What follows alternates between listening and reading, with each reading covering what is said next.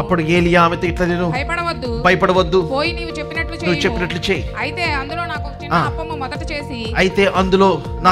చిన్న అప్పము మొదట చేసి నా యొద్దకు తీసుకొని రమ్ము. Many people don't know how to tap into the kingdom resources.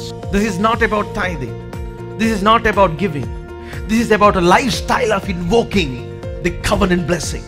ఇది టైథింగ్ కంటే మించినది, గివింగ్ కంటే మించినది. ప్రతిరోజు ఆమె ఏం చేయాలంటే అప్పం చేసి ఫస్ట్ ఆయన ఇవ్వాలి. ఇచ్చినప్పుడు ఏమైతే మరుసటి రోజు పొద్దున్న లేస్తే ఆ నూనె ఎలాగే ఉంటుంది, పిండి అలాగే ఉంటుంది. Now which mathematician can explain, which economist can explain, which person can explain this thing?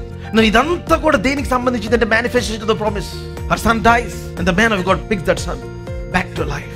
The anointing that you sustain is the anointing that will sustain you. ఏ అభిషేకమును మీరు ఫ్యామిలీలో సస్టైన్ చేస్తారో అదే అభిషేకము మీరు మరణ ఛాయలో వెళ్ళినప్పుడు మిమ్మల్ని సస్టైన్ చేస్తారు. యేసయ్యని హేళన చేసినప్పుడు యేసయ్య ఇదే మాట చెప్పాడు. అనేక మంది ఇశ్రాయేలులో విధవరాలు ఉన్నారు, కానీ ఏలియా ఎందుకని సారెపతు ఊర్లో ఉన్న విధవరాల దగ్గరికి ఏలియా పంపబడ్డాడు? Why is only sent to that place? Why? Because there is only that one lady that is willing to be obedient to hear the word of God. In the name of Jesus I declare a decree. ఏ తొట్లో నుంచి పిండిని తీసుకొచ్చి ఇక్కడ ఇస్తున్నారు, ఏ అప్పం మీరు sacrifice చేసి దేవుని సేవకి ఇస్తున్నారు, ఏ నూనెని సాక్రిఫైస్ చేసి మీరు దేవుని దగ్గర తీసుకొని వస్తున్నారు, as surely as the Lord lives, the God who keeps covenant, మీకు సూపర్ న్యాచురల్ గా